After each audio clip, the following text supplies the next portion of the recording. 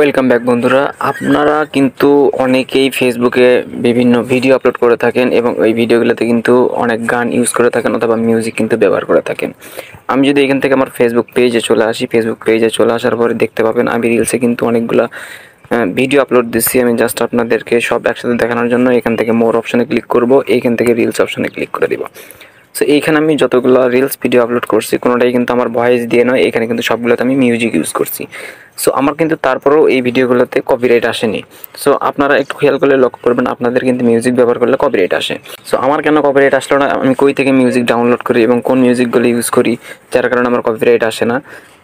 So আজকের ভিডিওতে ফুল tutorial আলোচনা করবো, রিকোয়েস্ট থাকবে ভিডিওটা স্কিপ না করে শেষ পর্যন্ত দেখবেন। সো চলুন সর্বপ্রথম দেখাই যে আমার ভিডিওতে কপিরাইট আসছে কিনা বা কোনো মিউজিকে কপিরাইট আসছে কিনা।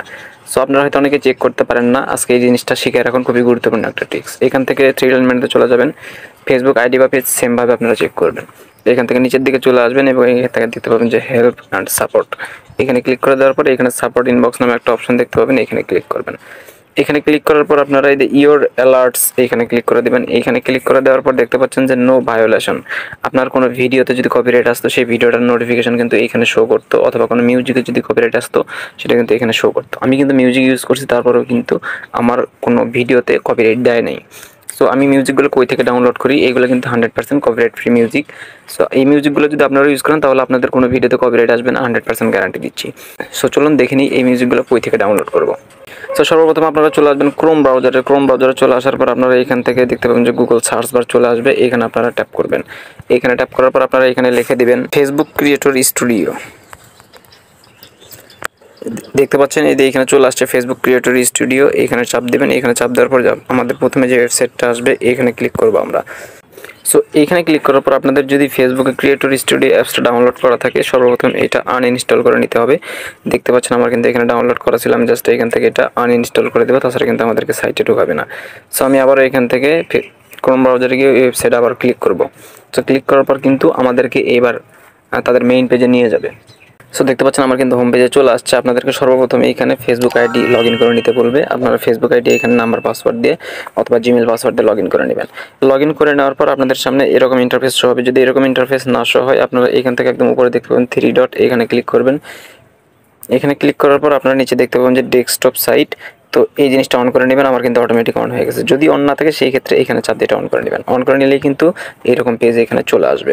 সো তারপর আমাদের কাজ হবে এইখান থেকে একদম এই দিন ডান দিকে দেখতে পাবেন যে অল টুলস, আমি একটু জুম করে দেখাই। এইখানে দেখতে পাবেন যে অল টুলস নামে একটা অপশন থাকবে, এইখানে ক্লিক করবেন।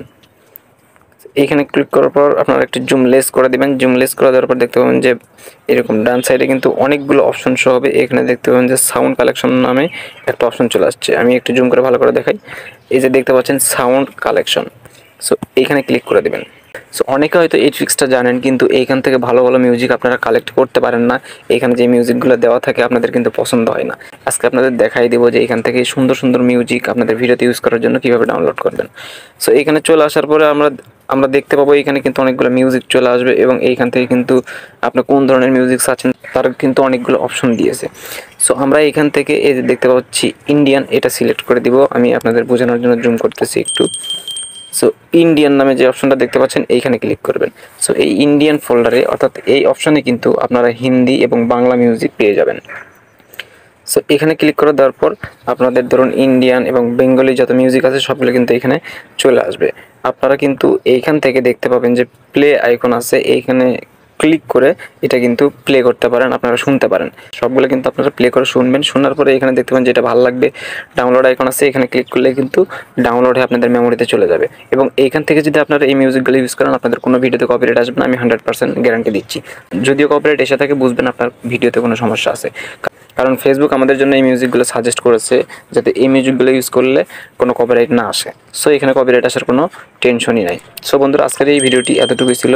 যদি ভিডিওটি একটু উপকার এসে থাকে অবশ্যই ভিডিওটি টাইমলাইনে শেয়ার করে ভিডিওতে লাইক দিয়ে দেবেন এবং চ্যানেলটা সাবস্ক্রাইব করে দেবেন। সবাই ভালো থাকুন, সুস্থ থাকুন, আল্লাহ হাফেজ।